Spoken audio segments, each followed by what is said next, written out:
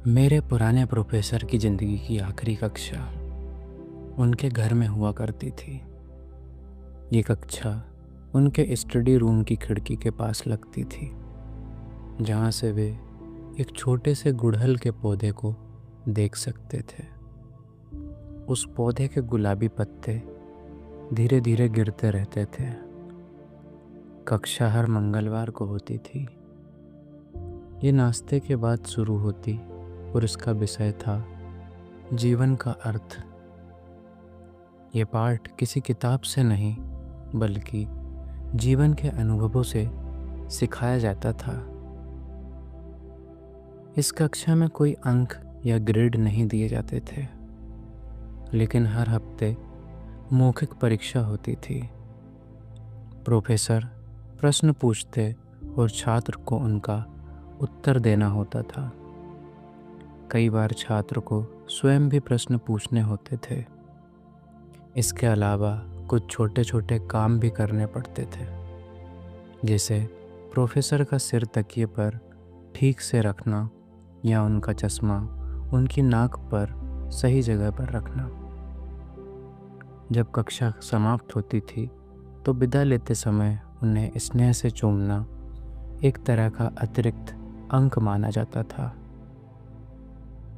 इस कक्षा के लिए कोई पाठ्य पुस्तक आवश्यक नहीं थी, फिर भी कई गहरे विषयों पर चर्चा होती थी। प्रेम, काम, समुदाय, परिवार, बुढ़ापा, क्षमा और अंत में मृत्यु। आखिरी व्याख्यान बहुत छोटा होता था, केवल कुछ शब्दों का, और डिग्री प्राप्ति के समारोह की जगह एक अंतिम संस्कार हुआ। इस पाठ्यक्रम की अंतिम परीक्षा भी अलग थी। कोई लिखित परीक्षा नहीं थी, केवल एक लंबा लेख लिखना था कि जीवन के बारे में क्या सीखा गया। जो कहानी आप अभी पढ़ रहे हैं वही उस कक्षा का अंतिम लेख है, और उस कक्षा में केवल एक ही छात्र था। वो छात्र मैं था। ये 1980 के अंत की बसंत ऋतु की बात है। एक गर्म और चिपचिपी शनिवार दोपहर थी। हम सैकड़ों छात्र विश्वविद्यालय के मैदान में लकड़ी के मोड़ने वाली कुर्सियों पर पंक्तियों में बैठे थे। हमने नीले रंग के नायलॉन के गाउन पहन रखे थे। हम लंबी लंबी भाषणों को अधीर होकर सुन रहे थे। जब समारोह समाप्त हुआ तो हमने अपनी टोपी हवा में उछाल दी। उसी क्षण हम आधिकारिक रूप से कॉलेज से स्नातक हो गए। ये ब्रेंडाइस विश्वविद्यालय का स्नातक समारोह था, जो मैसाचुसेट्स राज्य के बाल्थम शहर में स्थित है। हम में से बहुतों के लिए उसी दिन बचपन का एक अध्याय समाप्त हो गया। समारोह के बाद मैं अपने प्रिय प्रोफेसर मारी स्वार्ट्स को खोजने गया और उन्हें अपने माता पिता से मिलवाया। मारी छोटे कद के व्यक्ति थे। वे छोटे छोटे कदम रखते थे, जैसे कोई तेज हवा उन्हें कभी भी उड़ा कर ले जा सकती हो। अपने स्नातक वस्त्रों में वे कुछ अजीब से लग रहे थे, जैसे कोई प्राचीन धार्मिक संत और क्रिसमस का छोटा पात्र एक साथ मिल गए हों। उनकी आंखें चमकीली नीली हरी थीं। उनके बाल पतले और चांदी जैसे हो चुके थे। उनके कान बड़े थे, नाक त्रिकोणाकार थी और भौहें धूसर रंग की थीं। उनके दांत थोड़े टेढ़े थे। नीचे के दांत पीछे की ओर झुके हुए लगते थे, लेकिन जब वे मुस्कुराते थे तो ऐसा लगता था जैसे आपने उन्हें दुनिया का सबसे पहला मजाक सुनाया हो। उन्होंने मेरे माता पिता से कहा कि मैं उनकी हर कक्षा ली है। फिर वे बोले, आपका बेटा बहुत खास है। ये सुनकर मैं शर्म से नीचे देखने लगा।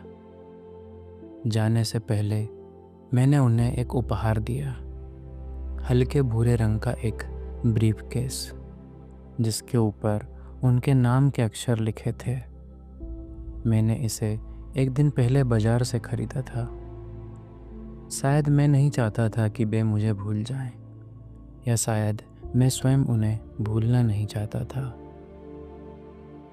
मिच, तुम अच्छे छात्रों में से एक हो, उन्होंने ब्रीफकेस को देखते हुए कहा। फिर उन्होंने मुझे गले लगा लिया। उनकी पतली बाहें मेरी पीठ के चारों ओर थीं। मैं उनसे लंबा था। जब वे मुझे पकड़ रहे थे तो मुझे थोड़ा अजीब लगा, जैसे मैं बड़ा हो गया हूँ और वे बच्चे जैसे लग रहे हों। उन्होंने पूछा, क्या तुम संपर्क में रहोगे? मैंने तुरंत कहा, हाँ बिल्कुल। जब वे पीछे हटे तो मैंने देखा कि उनकी आंखों में आंसू थे। 1994 की गर्मियों में मौरी को पता चला कि वे मरने वाले हैं, लेकिन सच्चाई ये है कि उन्हें इसका आभास पहले ही हो गया था। वो दिन था जब उन्होंने नृत्य करना छोड़ दिया। मौरी को नृत्य बहुत पसंद था। संगीत का प्रकार कोई भी हो, रॉक एंड रोल, ब्लूज़ या पुराना बैंड संगीत, उन्हें सब पसंद था। वे आंखें बंद कर लेते और अपने ही ताल पर नाचने लगते। उनका नृत्य हमेशा सुंदर नहीं होता था, लेकिन उन्हें इसकी चिंता भी नहीं थी। उन्हें साथी की भी आवश्यकता नहीं होती थी। मौरी अकेले ही नाचते थे। हर बुधवार की रात वे हार्वर्ड स्क्वायर के एक चर्च में जाते थे, जहां डांस फ्री नाम का कार्यक्रम होता था। वहां तेज संगीत और चमकती रोशनी होती थी और अधिकतर छात्र मौजूद रहते थे।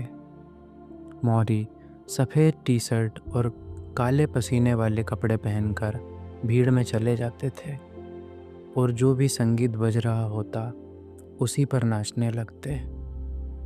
कई बार वे इतना नाचते कि उनकी पीठ से पसीना बहने लगता। वहाँ किसी को नहीं पता होता था कि वे समाजशास्त्र के एक प्रसिद्ध प्रोफेसर हैं, जिन्होंने कई प्रतिष्ठित किताबें लिखी हैं। लोग उन्हें बस एक अजीब से बूढ़े व्यक्ति के रूप में देखते थे जो नाच रहा है। एक बार उन्होंने टेंगो संगीत चलवाया और पूरे नृत्य मंच पर अपना अधिकार जमा लिया। जब वे समाप्त हुए तो सबने तालियां बजाई, लेकिन फिर एक दिन नृत्य रुक गया। उन्हें अस्थमा हो गया था, सांस लेना कठिन होने लगा। एक दिन वे चार्ल्स नदी के किनारे टहल रहे थे, तभी ठंडी हवा के झोंके से उनकी सांस रुकने लगी। उन्हें तुरंत अस्पताल ले जाया गया। कुछ वर्षों बाद उन्हें चलने में भी कठिनाई होने लगी।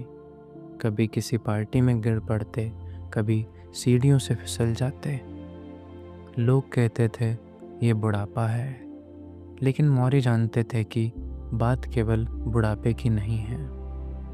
उन्हें हमेशा थकान महसूस होती थी, नींद नहीं आती थी। कभी कभी उन्हें सपने आते कि वे मर रहे हैं। उन्होंने कई डॉक्टरों से परामर्श किया। रक्त परीक्षण हुए, मूत्र परीक्षण हुए और अनेक जांचें की गईं। अंत में एक मांसपेशी की जांच हुई। तब डॉक्टरों को संदेह हुआ कि ये एक तंत्रिका तंत्र की बीमारी है। अगस्त 1994 के एक दिन डॉक्टर ने मौरी और उनकी पत्नी शार्लोट को अपने कमरे में बैठाया और बताया कि उन्हें ALS नाम की बीमारी है। ये एक गंभीर रोग है जो धीरे धीरे नसों को नष्ट कर देता है। इसका कोई इलाज नहीं है। मौरी ने पूछा, क्या मैं मर जाऊंगा? डॉक्टर ने धीरे से कहा, हाँ। डॉक्टर लगभग 2 घंटे तक उनके साथ बैठकर उनकी शंकाओं का उत्तर देता रहा। जब वे बाहर निकले तो दुनिया सामान्य रूप से चल रही थी। लोग अपने कामों में लगे हुए थे। मौरी को ये सब अजीब लगा। उन्हें लगा कि दुनिया को रुक जाना चाहिए था, लेकिन दुनिया नहीं रुकी। और उसी क्षण मौरी को लगा जैसे वे किसी गहरे गड्ढे में गिर रहे हों। धीरे धीरे बीमारी उनके शरीर पर हावी होने लगी। एक दिन गाड़ी चलाते समय वे ब्रेक ठीक से दबा नहीं पा रहे थे। उसी दिन से उन्होंने गाड़ी चलाना छोड़ दिया। फिर चलने में कठिनाई हुई। उन्होंने छड़ी ले ली। कुछ समय बाद छड़ी भी पर्याप्त नहीं रही। उन्हें वॉकर लेना पड़ा और अंत में व्हील चेयर। वे तैरने जाते थे, लेकिन अब कपड़े बदलने में भी उन्हें सहायता की आवश्यकता होने लगी। धीरे धीरे उनकी निजी स्वतंत्रता भी समाप्त होने लगी। लेकिन मौरी ने एक महत्वपूर्ण निर्णय लिया। उन्होंने स्वयं से पूछा, क्या मैं चुपचाप मरने की प्रतीक्षा करूं या अपने शेष समय को अर्थपूर्ण बनाऊं? उन्होंने तय किया कि वे अपनी मृत्यु को ही अपना अंतिम प्रोजेक्ट बनाएंगे। उन्होंने कहा, यदि हर व्यक्ति को एक दिन मरना है तो मैं दूसरे को यह समझाने में मदद कर सकता हूँ कि मृत्यु को कैसे स्वीकार किया जाए। मैं एक जीवित पुस्तक बनूंगा। लोग मुझे देखेंगे, मुझसे सीखेंगे। इस प्रकार मौरी ने अपने जीवन के अंतिम दिनों को एक नई कक्षा में बदल दिया।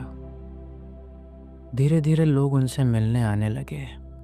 मित्र, छात्र, शोधकर्ता। वे मृत्यु के बारे में चर्चा करते। वे कहते कि समाज मृत्यु से डरता है क्योंकि उसने कभी उसे समझने की कोशिश नहीं की।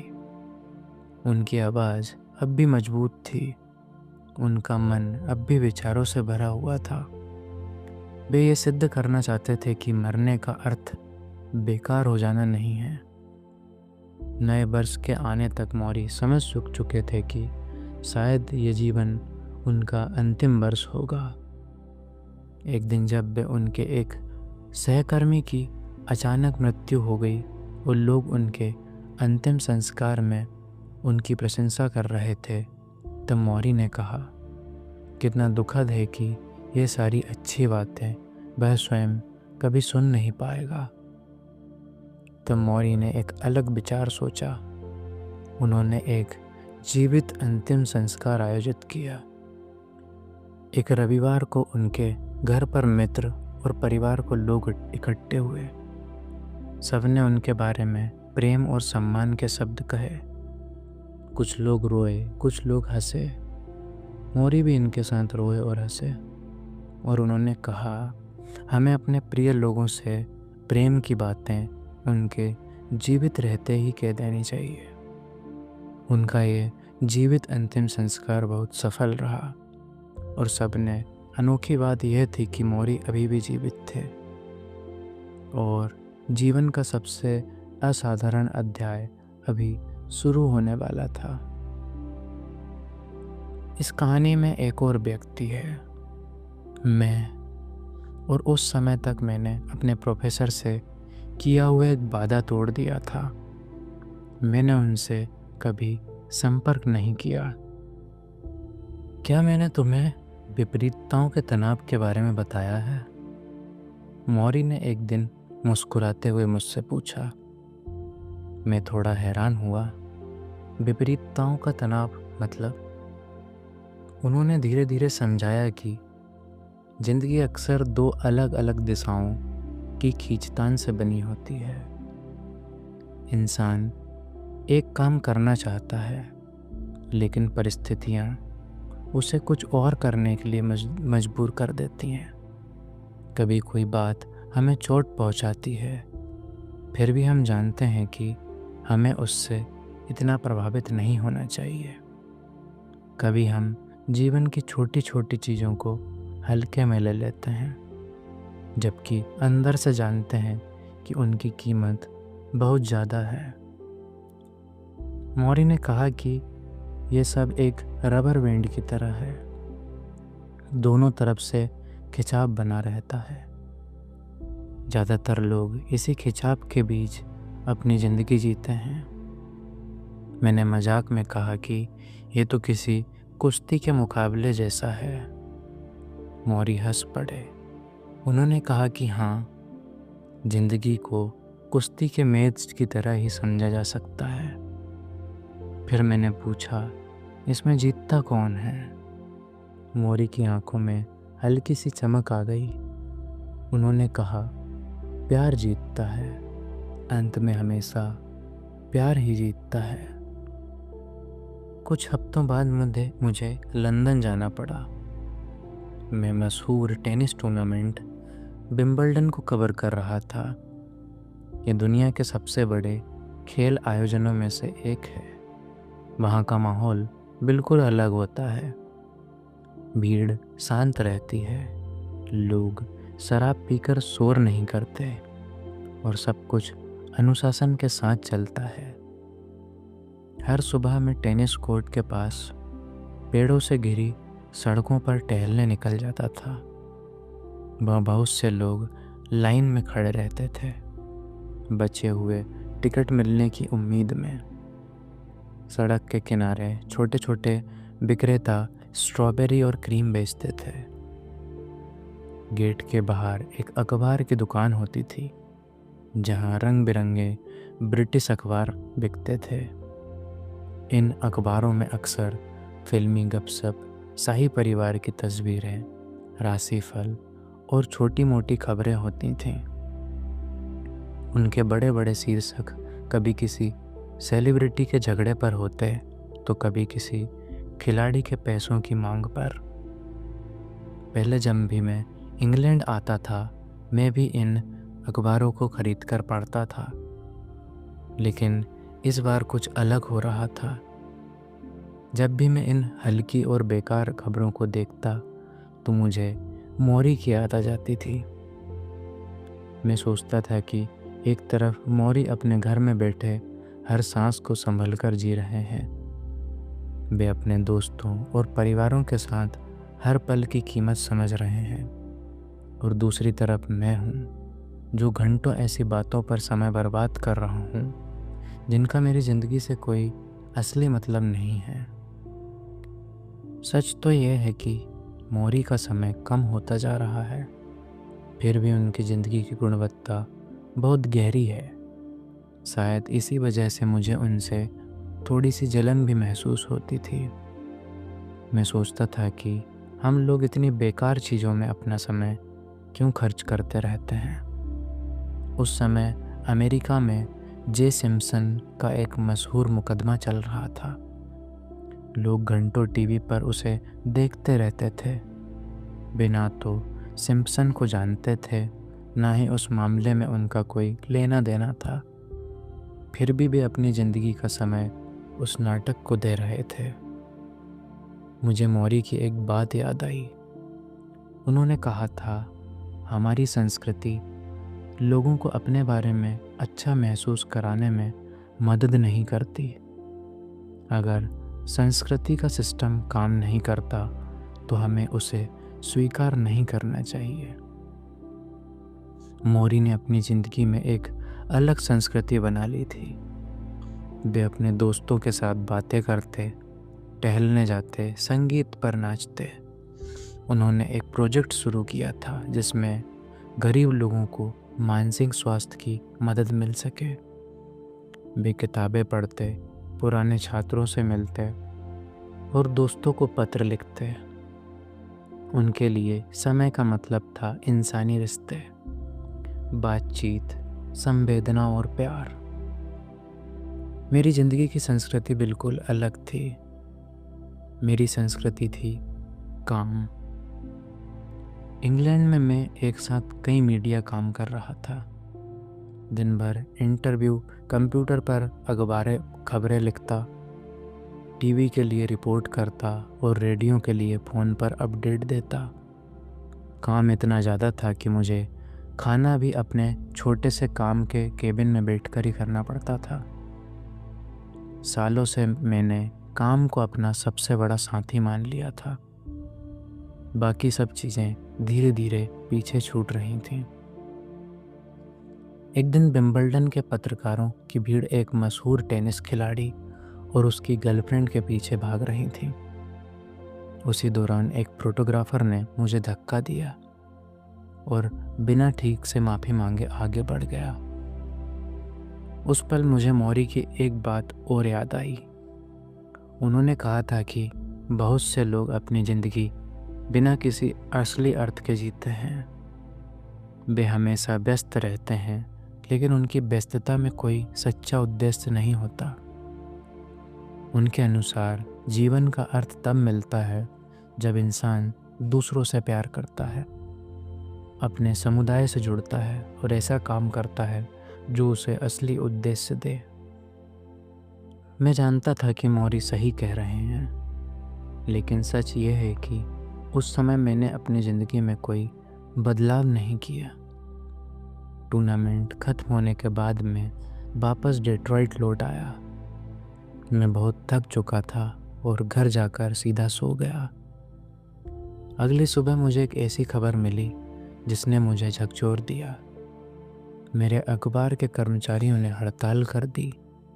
ऑफिस बंद हो गया। बिल्डिंग के बाहर लोग विरोध प्रदर्शन कर रहे थे। यूनियन का सदस्य होने के कारण मुझे भी काम छोड़ना पड़ा। जिंदगी में पहली बार मैं बिना नौकरी के, बिना वेतन के था। यूनियन के नेता फ़ोन करके कह रहे थे कि मैनेजमेंट से कोई बातचीत ना की जाए। उनका कहना था कि ये लड़ाई तब तक चलेगी जब तक जीत नहीं मिलती। मैं बहुत उलझन और दुख में था। अखबार मेरी ज़िंदगी का एक बड़ा हिस्सा था। हर सुबह जब मैं अपनी कहानी छपी हुई देखता तो मुझे लगता कि मैं सच में ज़िंदा हूँ। अब सब कुछ रुक गया था। एक हफ्ते तक मैं घर में बैठकर टीवी पर खेल देखता रहा। वही खेल जिन्हें मैं पहले खुद कवर करता था। मुझे लगता था कि पाठकों को मेरी कलम की ज़रूरत है, लेकिन धीरे धीरे मुझे समझ आया कि दुनिया मेरे बिना भी चल रही है। ये बात मेरे लिए गहरा झटका थी। एक हफ्ते बाद मैंने फ़ोन उठाया और मौरी का नंबर मिलाया। कोनी ने फ़ोन उन्हें दिया। उन्होंने सीधे कहा, तुम मुझसे मिलने आ रहे हो? यह सवाल से ज़्यादा एक फ़ैसला था। मैंने पूछा, कब? उन्होंने कहा, मंगलवार। मैं तुरंत मान गया। कॉलेज के दिनों में मंगलवार हमारा ख़ास दिन होता था। उसी दिन मौरी की कक्षाएं होती थीं, ऑफिस आवर होते थे और जब मैं अपनी थीसिस लिख रहा था तब भी हम मंगलवार को मिलकर उस पर चर्चा करते थे। इस बार भी मैं मंगलवार को ही उनके घर गया। कोनी ने दरवाज़ा खोला। मौरी व्हीलचेयर पर किचन टेबल के पास बैठे थे। उन्होंने ढीली कॉटन की शर्ट और काले स्वेट पैंट पहन रखे थे। उनकी टांगों की मांसपेशियां कमज़ोर हो चुकी थीं, इसलिए कपड़े और भी ढीले लग रहे थे। मैं अपने साथ एक ब्राउन पेपर बैग में खाना लेकर गया था। टर्की, आलू का सलाद, मैक्रोनी सलाद और बेगेल। मैंने कहा, मैं आपके लिए थोड़ा खाना लाया हूँ। मौरी खुश हो गए। वे गाते हुए बोले, इतना सारा खाना, अब तुम्हें मेरे साथ बैठकर खाना पड़ेगा। हम दोनों किचन टेबल पर बैठ गए। बातचीत बिल्कुल वैसे ही शुरू हो गई जैसे कॉलेज के दिनों में होती थी। मौरी सवाल पूछते, ध्यान से सुनते और फिर अपने अंदाज में कोई छोटा सा जीवन का सबक देते। बीच बीच में उन्हें बाथरूम जाना पड़ता था। कोनी उन्हें व्हीलचेयर से ले जाती थी और मदद करती थी। वापस आते समय वे थोड़ा थके हुए लगते।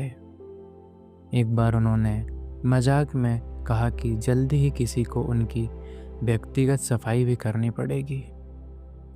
उन्होंने कहा कि ये बात थोड़ी परेशान करती है, क्योंकि इसका मतलब है कि पूरी तरह दूसरों पर निर्भर हो जाना। लेकिन फिर उन्होंने एक अलग नज़रिया बताया। उन्होंने कहा कि वे इसे ऐसे देखने की कोशिश कर रहे हैं कि जैसे कोई बच्चा फिर से जीवन के शुरुआती दौर में लौट आता है। मोरी हमेशा हर परिस्थिति को एक नई सोच से देखने की कोशिश करते थे। उन्होंने कहा कि अब वे खरीदारी नहीं कर सकते, बैंक का काम नहीं संभाल सकते और कचरा भी बाहर नहीं ले जा सकते, लेकिन उनके पास एक चीज़ है, समय। और यह समय उन्हें सोचने का मौका दे रहा है कि जीवन में सच में महत्वपूर्ण क्या है। मैंने मजाक में कहा कि शायद जीवन का अर्थ समझने के लिए कचरा बाहर ले जाना बंद कर देना चाहिए। मौरी जोर से हंस पड़े। बाद में मैंने उनसे पूछा कि क्या वे अब भी खबरें देखते हैं। उन्होंने कहा कि हाँ, क्योंकि दुनिया में क्या हो रहा है उसकी चिंता करना ज़रूरी है। उन्होंने बताया कि अब जब वे खुद दर्द से गुज़र रहे हैं तो उन्हें दूसरों के दर्द से भी गहरा जुड़ाव महसूस होता है। एक रात टीवी पर उन्होंने बोस्निया के युद्ध की फुटेज देखी, जिसमें लोग गोलियों से बचने के लिए भाग रहे थे। उसे देखकर मौरी रो पड़े। उन्होंने कहा कि उन्हें उन लोगों का दर्द अपना दर्द लगने लगा है। मैं हैरान था। मैं खुद समाचार जगत में था और मैंने कई दुखद घटनाएं कवर की थी, लेकिन मैं कभी रो नहीं पाया। मौरी ने टिश्यू से अपना चेहरा पोंछा और मुस्कुराकर पूछा, अगर कोई आदमी रोए तो तुम्हें कोई परेशानी तो नहीं? मैंने तुरंत कहा नहीं। वे मुस्कुराए और बोले, मिच, एक दिन मैं तुम्हें भी रुलाऊंगा। हम दोनों हंस पड़े। जब मैं जाने लगा तो मौरी ने धीरे से कहा, जिंदगी की सबसे महत्वपूर्ण बात यह है कि इंसान प्यार देना सीखे और प्यार को स्वीकार करना सीखे। फिर उन्होंने कहा, प्यार ही एकमात्र समझदारी भरा काम है। उनकी आवाज़ कमज़ोर थी, लेकिन उनके शब्द बहुत गहरे थे। मैं झुककर उन्हें गले लगाया। इस बार मैंने उनके गाल पर हल्का सा चुंबन भी किया। उन्होंने धीरे से पूछा, क्या तुम अगले मंगलवार भी आओगे? मेरे पुराने प्रोफेसर की ज़िंदगी की आखिरी कक्षा उनके घर में हुआ करती थी। ये कक्षा उनके स्टडी रूम की खिड़की के पास लगती थी, जहाँ से वे एक छोटे से गुड़हल के पौधे को देख सकते थे।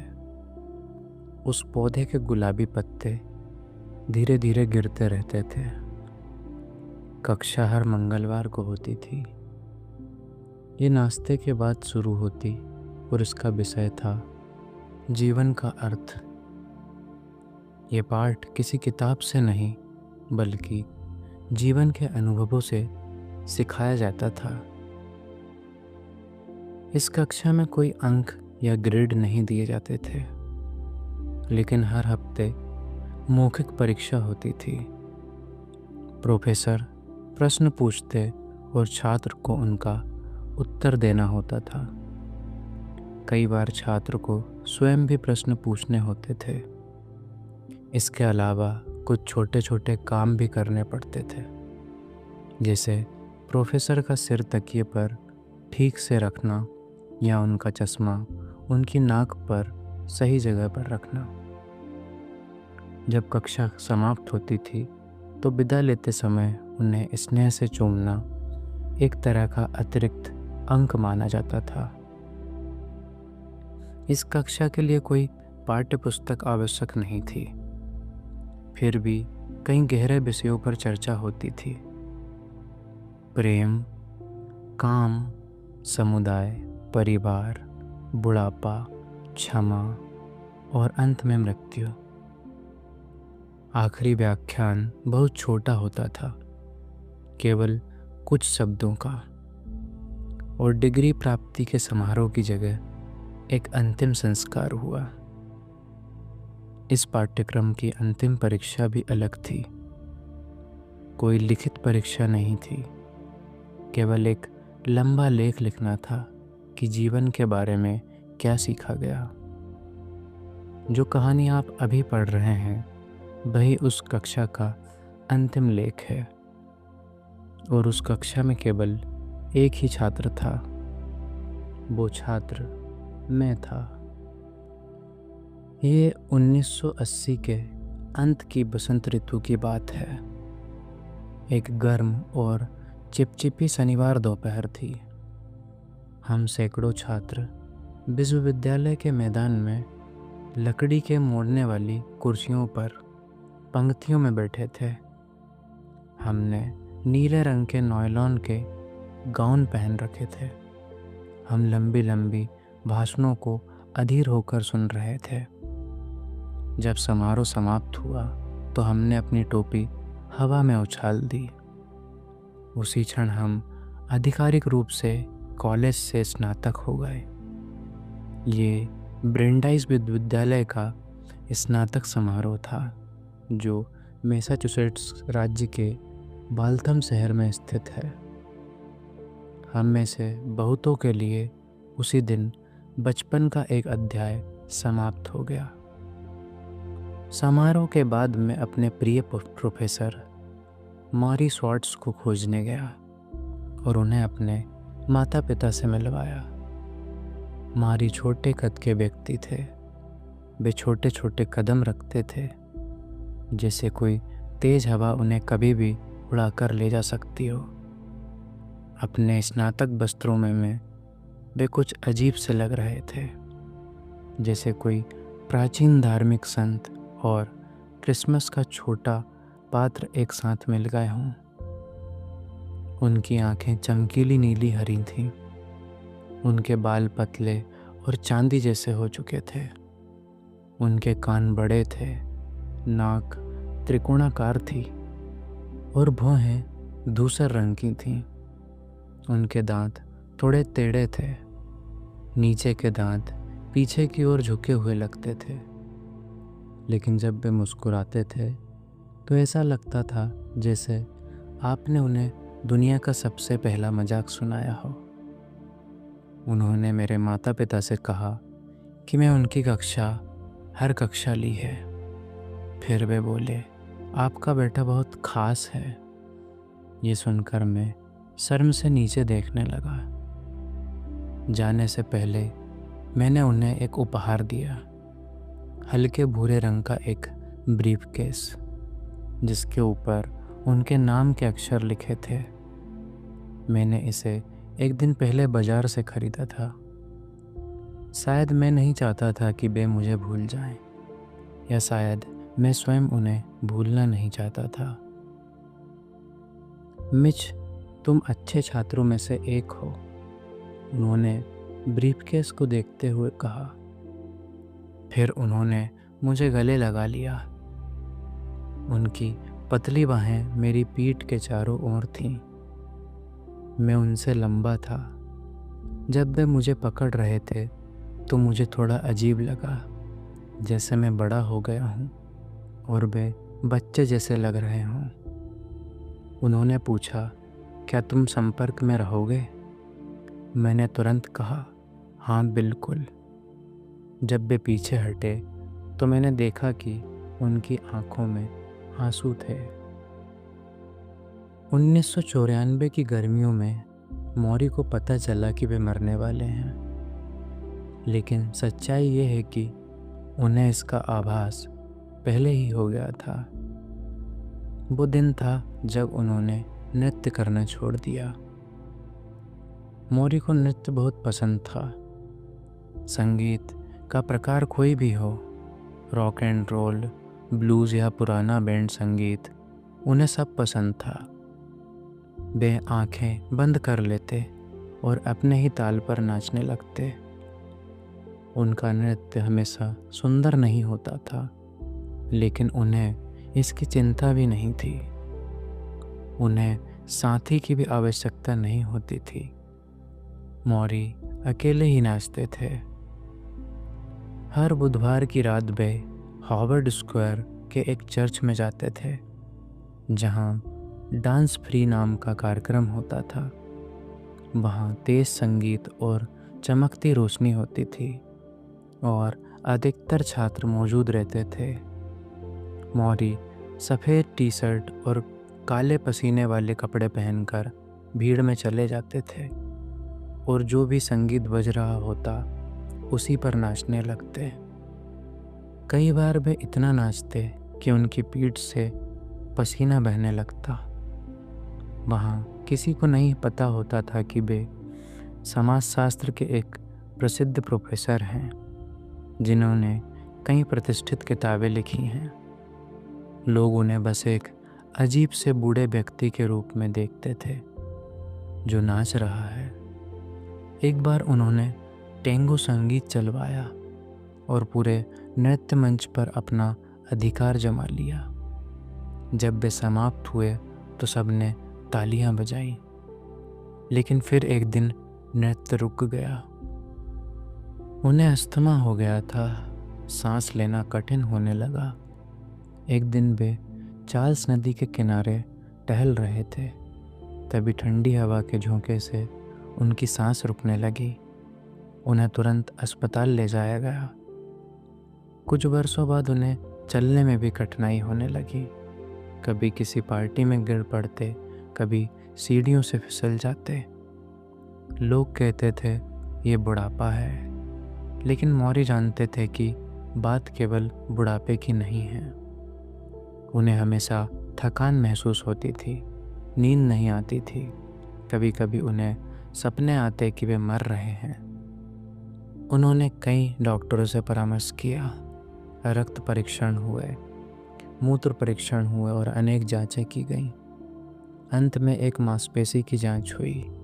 तब डॉक्टरों को संदेह हुआ कि ये एक तंत्रिका तंत्र की बीमारी है। अगस्त 1994 के एक दिन डॉक्टर ने मौरी और उनकी पत्नी शार्लोट को अपने कमरे में बैठाया और बताया कि उन्हें ALS नाम की बीमारी है। ये एक गंभीर रोग है जो धीरे धीरे नसों को नष्ट कर देता है।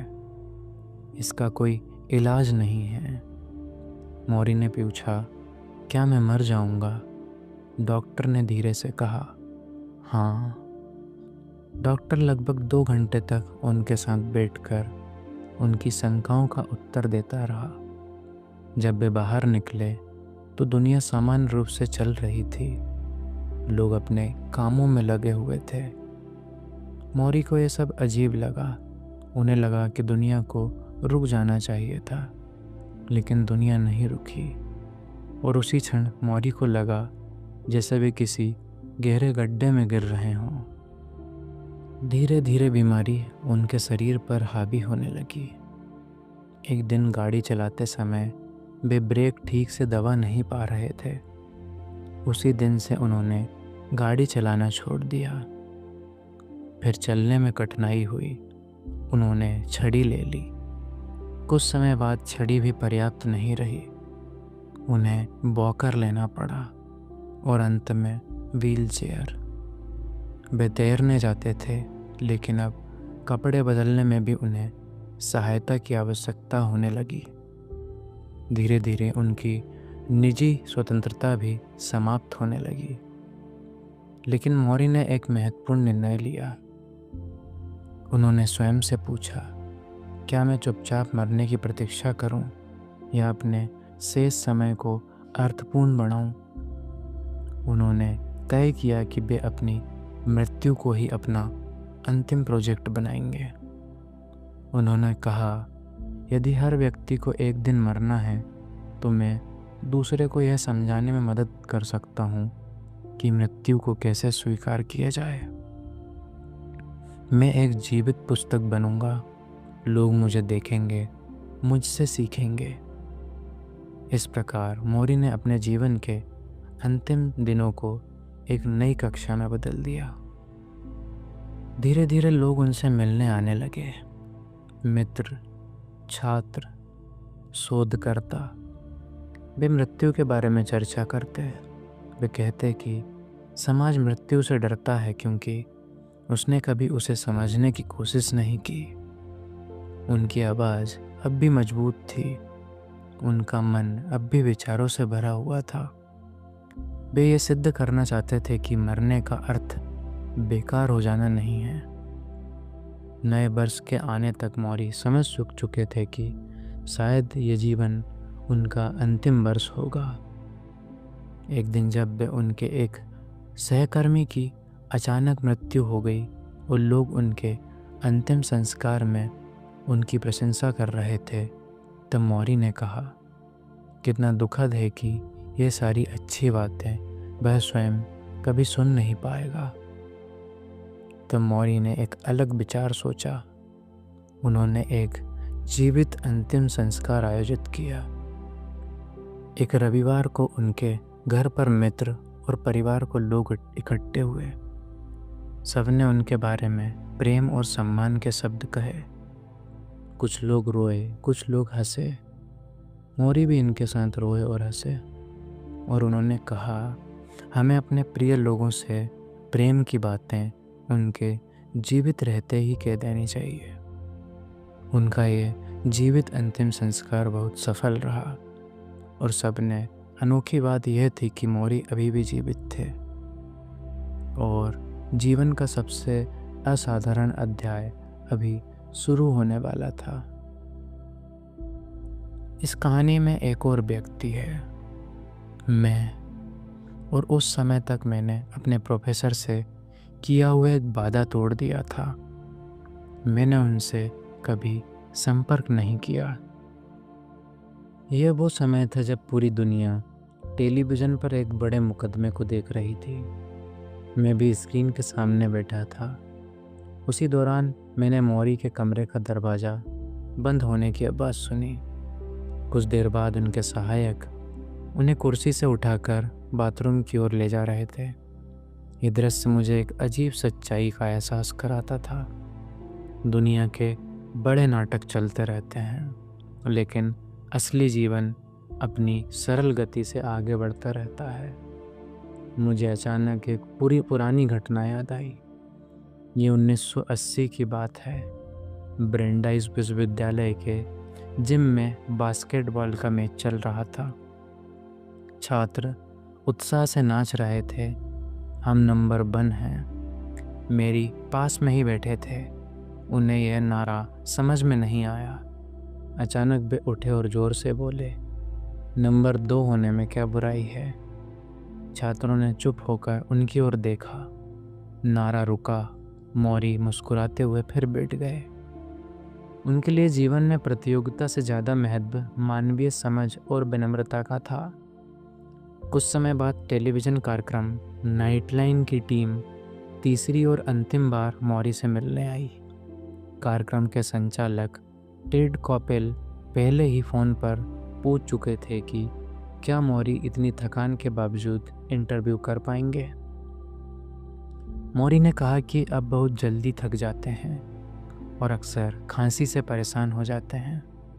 उन्होंने मजाक में कहा कि यदि वे बोल ना पाए तो टेड उनकी बात पूरी करते हैं। टेड ने सहमति जताई और कहा कि यदि मौरी इंटरव्यू नहीं करना चाहते तो वे केवल उनसे मिलने भी आ सकते हैं। इस बार बातचीत मौरी के अध्ययन कक्ष में हुई। उन्होंने अब वे कुर्सी से उठ नहीं सकते थे। जब टेड ने बीमारी की स्थिति पूछी तो मौरी ने हाथ उठाने की कोशिश की, लेकिन वह आधे पेट तक ही पहुंच सका। इससे बीमारी की गंभीरता स्पष्ट हो गई। इंटरव्यू शुरू हुआ। टेड ने पूछा कि क्या मृत्यु के करीब आने से उनका डर बढ़ गया है। मौरी ने शांत स्वर में कहा कि अब वे पहले से कम डरते हैं। उन्होंने बताया कि वे धीरे धीरे बाहरी दुनिया से दूरी बना रहे हैं। अब वे कम समाचार सुनते हैं, कम पत्र पढ़ते हैं और अधिक समय संगीत सुनने तथा खिड़की से पेड़ों के बदलते रंग देखने में बिताते हैं। मौरी जानते थे कि कई लोग ALS जैसी बीमारी के साथ लंबे समय तक जीवित रहते हैं।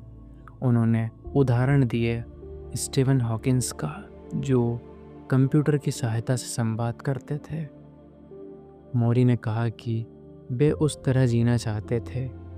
उनके लिए जीवन का अर्थ यह था कि वे सामने वाले व्यक्ति के साथ भावनाएं बांट सकें, उनकी बात सुन सकें और उन्हें महसूस कर सकें। यदि ये क्षमता समाप्त हो जाए तो उनके लिए जीवन का अर्थ भी समाप्त हो जाएगा।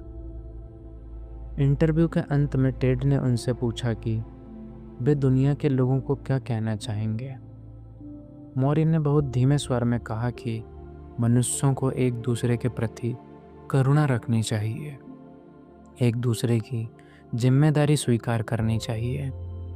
उन्होंने अपनी एक प्रसिद्ध बात दोहराई, मनुष्यों को एक दूसरे से प्रेम करना चाहिए क्योंकि प्रेम ही जीवन को अर्थ देता है।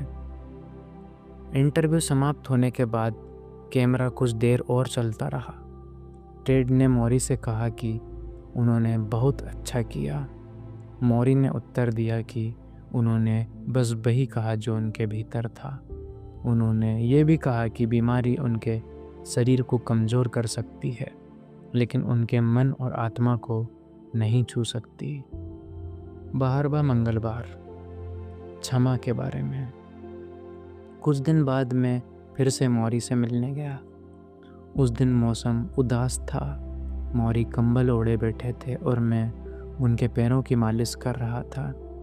बीमारी के कारण वे अपने पैर हिला भी नहीं सकते थे, लेकिन उन्हें स्पर्श से आराम मिलता था। मौरी ने अचानक कहा कि मनुष्य को मरने से पहले खुद को और दूसरों को क्षमा करना सीखना चाहिए। उन्होंने बताया कि जीवन में कई बार हम अभिमान या जिद के कारण रिश्तों टूटने देते हैं। उन्होंने अपने एक पुराने मित्र की कहानी सुनाई जिसका नाम नॉर्मन था। बरसों पहले उनका बहुत घनिष्ठ मित्र हुआ करता था। उसने मौरी की एक सुंदर कांस्य से प्रतिमा भी बनाई थी, लेकिन एक समय ऐसा आया जब मौरी की पत्नी बीमार पड़ी और नॉर्मन ने संपर्क नहीं किया। मौरी को यह बात बहुत बुरी लगी और उन्होंने मित्रता समाप्त कर दी।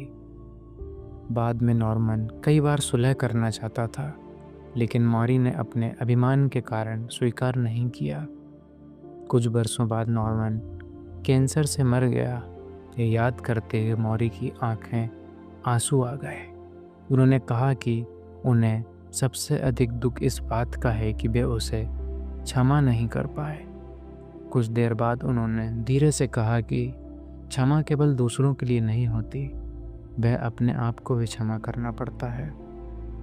जीवन में हम कई बार काम नहीं कर पाते, अपने कई सपने अधूरे रह जाते हैं। यदि हम इन्हीं पछतावों में फंसे रहे तो मन कभी शांत नहीं हो सकता। उन्होंने कहा कि अब वे अपने जीवन की गलतियों को स्वीकार कर चुके हैं। उनके लिए सबसे महत्वपूर्ण बात यह है कि मन में शांति बनी रहे।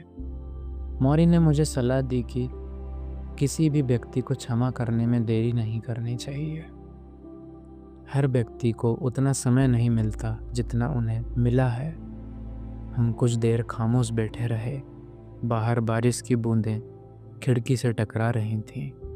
अचानक उन्होंने मेरी ओर देखा और कहा कि उन्हें एक और बेटा मिलता तो वे चाहते कि वह मेरे जैसा हो। उनकी बात सुनकर मैं कुछ क्षण चुप रहा। मुझे लगा कि इस क्षण को वे स्वीकार करना ही सही उत्तर है। मौरी ने तय किया कि मृत्यु के बाद उनका दाह संस्कार किया जाएगा। वे इस विषय पर भी सहजता से बात करते और कभी कभी मजाक भी किया करते थे। उन्होंने कहा कि लोग मृत्यु से बहुत डरते हैं, जबकि मृत्यु जीवन का स्वाभाविक हिस्सा है। मनुष्य स्वयं को प्रकृति से अलग समझता है, इसलिए उसे मृत्यु असामान्य लगती है। एक रात उन्हें बहुत गंभीर सांस की तकलीफ हुई। उस समय उन्हें लगा कि उनका अंत निकट है, लेकिन उस अनुभव ने उन्हें एक गहरी शांति भी महसूस कराई। उन्होंने कहा कि जब मनुष्य मृत्यु को स्वीकार करता है तब वह जीवन को भी अधिक गहराई से समझ पाता है। मौरी का मानना था कि यदि मनुष्य प्रेम कर सकता है और प्रेम की स्मृति को जीवित रख सकता है तो वह कभी पूरी तरह नहीं मरता। जो लोग हमारे जीवन को छूते हैं उनके दिलों में हमारी उपस्थिति बनी रहती है। फिर मैंने उनसे पूछा कि यदि उन्हें एक दिन के लिए पूरी तरह स्वस्थ जीवन मिल जाए तो वो क्या करेंगे। उन्होंने बहुत सरल उत्तर दिया, वे सुबह उठकर व्यायाम करेंगे, अच्छा नाश्ता करेंगे और तैरने जाएंगे। फिर अपने मित्रों के साथ भोजन करेंगे और उनसे जीवन के बारे में बात करेंगे। शाम को वे बगीचे में टहलेंगे, पेड़ों और पक्षियों को देखेंगे। रात को किसी अच्छे रेस्तरां में खाना खाएंगे और देर तक नृत्य करेंगे। उनकी कल्पना बहुत साधारण थी, लेकिन उसी में जीवन की सच्ची खुशी छिपी थी। बाद में उन्हें मुझे एक छोटी कहानी सुनाई। एक लहर समुद्र से आगे बढ़ रही थी और डर रही थी कि किनारे से टकराकर नष्ट हो जाएगी। दूसरी लहर ने कहा, तुम केवल एक लहर नहीं हो, तुम पूरे समुद्र का हिस्सा हो। मौरी ने कहा कि मनुष्य भी उसी समुद्र का हिस्सा है और जीवन और मृत्यु केवल उस बड़े प्रवाह के छोटे रूप हैं। एक ठंडी सुबह मैं मौरी के घर पहुंचा। उनकी पत्नी ने बताया कि उनकी स्थिति बहुत कमज़ोर हो गई है। पहली बार मैं उन्हें उनके अध्ययन कक्ष की जगह बिस्तर पर लेटा हुआ देख रहा था। उनका शरीर बहुत दुबला हो गया था और मुश्किल से बोल नहीं पा रहे थे। मैं उनके पास बैठा और उनका हाथ अपने हाथ में लिया। उन्होंने धीमी आवाज़ में कहा कि मैं उनका अच्छा मित्र हूँ। मैंने कहा कि मुझे नहीं पता कि विदाई कैसे दी जाती है। उन्होंने धीरे से कहा कि विदाई का सबसे सही तरीका प्रेम है। उन्होंने बहुत कठिनाई से कहा, मैं तुमसे प्रेम करता हूँ। मैंने भी वही शब्द दोहराए। कुछ देर हम दोनों चुप रहे। उस क्षण में शब्दों की आवश्यकता नहीं थी। कुछ दिनों बाद शनिवार की सुबह मौरी का निधन हो गया। उनके परिवार के लोग उनके पास थे। अंतिम संस्कार एक शांत पहाड़ी स्थान पर हुआ, जहाँ पेड़, घास और एक छोटा तालाब था। वही स्थान था जिसे मौरी ने स्वयं चुना था। जब उनकी राख मिट्टी में मिल गई तो मुझे उनकी एक बात याद आई, तुम बात करना, मैं सुनूंगा। उस दिन मंगलवार था। मैंने मन ही मन उनसे बात की और मुझे लगा जैसे वे सचमुच सुन रहे हों। कभी कभी मैं उस व्यक्ति के बारे में सोचता हूँ जब मैं मौरी से दोबारा मिलने से पहले था। काश मैं उसे बता पाता कि जीवन में सबसे महत्वपूर्ण चीज़ें क्या हैं। प्रेम, ध्यान और सच्चे संबंध। मौरी ने मुझे सिखाया कि जीवन में कभी भी बहुत देरी नहीं होती। मनुष्य अंतिम दिन तक बदल सकता है। उनकी मृत्यु के बाद मैंने अपने भाई से संपर्क किया। हमने लंबे समय बाद एक सच्ची बातचीत की और पहली बार उससे कहा कि मैं उससे प्रेम करता हूँ। मौरी और मैंने मिलकर एक पुस्तक को अपना अंतिम शोध कार्य कहा था। यह हमारे बीच एक अंतिम कक्षा की तरह था। मेरे जीवन के सबसे महत्वपूर्ण शिक्षक वही थे। हर मंगलवार हम मिलते थे। कोई पाठ्य पुस्तक नहीं होती थी, विषय था जीवन का अर्थ। और वो शिक्षा आज भी जारी है।